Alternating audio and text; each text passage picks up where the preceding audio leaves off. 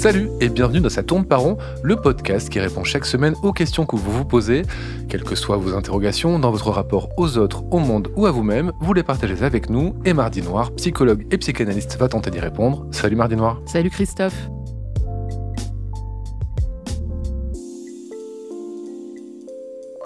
Cette semaine, Louis nous a écrit car il s'interroge sur une expression chère aux lacaniens, celle qui dit que le sujet est divisé par le langage. La question donc sera simple, pouvez-vous l'éclairer et nous éclairer par la même occasion ? Eh bien oui, merci à Louis de nous inviter à aller toujours plus loin dans les affres et les profondeurs de la théorie psychanalytique. Je sais que pour certains, cette petite phrase peut faire peur et donner envie de partir en courant écouter un podcast de développement personnel, mais restez, je vous promets que ce n'est pas insurmontable. On va y aller piano, en détente, ce sera presque de la méditation. Je peux même tenter de faire cet épisode en ASMR. Tac, tac, tac, tac, tac. L'aphorisme auquel Louis fait référence.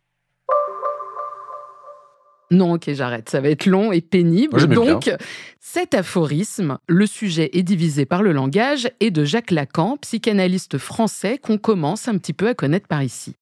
On parle donc ici du sujet lacanien, c'est-à-dire de l'être humain pensé par la psychanalyse lacanienne dans la suite de ce qu'avait proposé Freud. Donc déjà, un sujet pour Lacan, c'est forcément déterminé par le langage.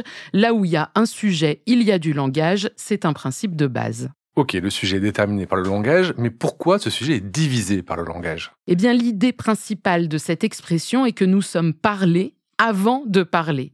On baigne dans le langage avant d'en user. Un lacanien érudit dirait « nous sommes marqués par les signifiants de l'autre ». Moi, je dirais « on barbote dans une grande baignoire de mots ». Bon, et l'autre, avec un grand « A », qu'est-ce donc, me direz-vous Christophe ? Eh bien ici, c'est le langage. On reconnaît bien là le style de Lacan, parler de langage en employant le mot « autre », mais pourquoi dire le grand autre au lieu de dire tout simplement le langage ? Pour ça, je vais convoquer une citation de Clotilde Le Guil, psychanalyste, qui en parle très clairement. Elle écrit « Le paradoxe du sujet lacanien ». Donc déjà, elle fait pas semblant que ce n'est pas paradoxal et complexe. Elle commence par là, c'est un paradoxe. Je reprends. Le paradoxe du sujet lacanien est qu'il est en effet un sujet transindividuel, car c'est un sujet qui est parlé par l'autre.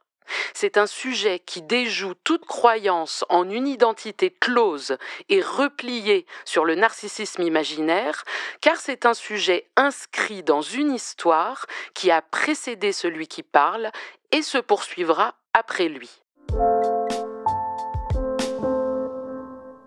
Donc un sujet est parlé par les autres, par exemple les parents, déjà dans le choix d'un prénom, dans tout ce qui est dit d'un être qui vient au monde, on baigne dans des récits. Et pourquoi dit-on l'autre avec un grand A et pas les autres ? Pourquoi ne dit-on pas un sujet est parlé par les autres ? Eh bien, parce que ces autres sont eux-mêmes parlés par l'autre. Ce que ça veut dire, c'est que tout ce qu'on dit, eh bien, c'est ce qu'on dit. Mais on le dit avec des mots qui nous préexistent et qui existeront encore une fois qu'on aura disparu. Presque tous les mots, je dis presque parce que genre Kwakubé, il y a moyen que ça n'existe plus dans 100 ans, mais globalement, oui, on a une structure langagière qui tient dans le temps.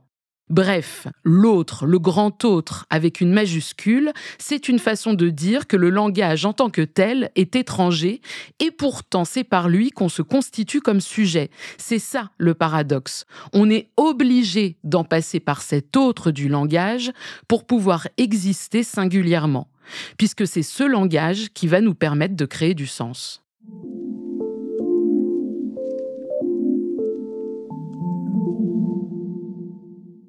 On note alors déjà cette première division due au langage. Nous ne sommes pas des êtres monocellulaires en boucle sur nous-mêmes. Le langage, par sa qualité extraterritoriale, divise notre être, qui par moments pourrait croire qu'il n'est qu'un avec lui-même. Mais ça, ce n'est qu'une illusion. Il y aurait donc de l'autre dans le sujet. Et du coup, je m'interroge, est-ce qu'on peut comparer l'inconscient dont parle Freud de l'autre dont parle Lacan ? Et oui, un exemple tout bête pour illustrer cette proposition, les lapsus. En psychanalyse, ils sont considérés comme des formations de l'inconscient. D'ailleurs, pour Lacan, l'inconscient, c'est le discours de l'autre. L'inconscient, c'est donc l'autre scène, c'est ce qui se dit à notre insu. Et alors, je vais vous donner un exemple. Pour ma part, ça a été longtemps de dire ma sœur à la place de ma tante. Ma tante, donc, qui s'est suicidée quand j'avais 12 ans et ça a été un traumatisme familial important. Bon, ce lapsus s'est invité pendant des années, tout le temps en fait où je ne voulais pas traiter de ce sujet. Donc dès que je l'évoquais, au détour d'une phrase, pour préciser un point de narration, je faisais ce lapsus. Selon les années, ce lapsus me rendait triste, m'énervait ou me faisait plaisir. Quelle que fût l'émotion associée à cette erreur, ma langue ne cessait de fourcher. J'ai ignoré ce que cela me signifiait depuis des années, voire des décennies, jusqu'à récemment. J'ai décidé d'en dire quelque chose en analyse, d'en faire un point de départ de travail. Oui, les lapsus que vous faites en séance illustrent bien la manière donc dont le langage nous divise, Mardi Noir. Oui, exactement. Mais par ailleurs, la division ne concerne pas que le sujet. Elle concerne aussi le grand autre, le langage donc profondément manquant, qui renvoie au sujet son manque à être structurel. Les mots ne pouvant tout dire, il y a toujours un reste insondable. Pourtant, c'est par ce biais langagier que le sujet peut faire le pari de son existence. Pari, on le comprend bien, structurellement précaire, à renouveler, à réinventer, encore et toujours. En gros, le sujet est divisé, le langage est divisé, on entend bien toute la précarité de l'existence là. Et le grand autre, donc, chez Lacan, est aussi marqué d'une barre. On vient de montrer que la division du sujet s'opposait à la croyance d'un sujet en circuit fermé sur lui-même. Eh bien, il en est de même pour ce grand autre. Ce n'est pas un grand autre totalitaire, un langage plein de lui-même qui pourrait tout dire. Pas du tout.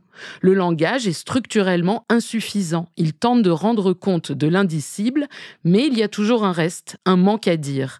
Nous serions donc des sujets divisés par un langage divisé. Des sujets divisés, un langage divisé, tout ça est étourdissant. Comment est-ce qu'on peut se retrouver soi dans tout ce bazar ? Eh bien, la division est salutaire pour contrer cette tentation de l'unité, cette croyance du même, du semblable, qui se traduit par la répétition du symptôme, par exemple.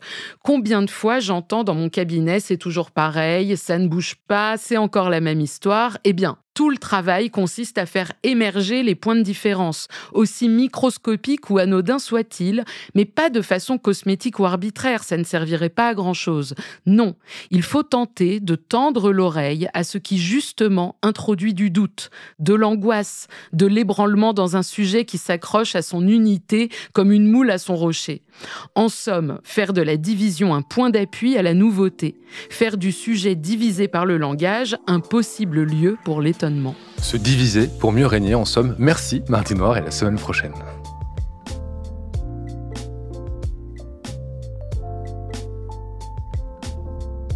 Ça tourne par rond est un podcast de Mardi Noir, produit et réalisé par Slate Podcast. Direction éditoriale Christophe Caron, production éditoriale Christophe Caron et Nina Pareja, prise de son Nina Pareja, montage et réalisation Aurélie Rodriguez. La musique est signée Sable Blanc.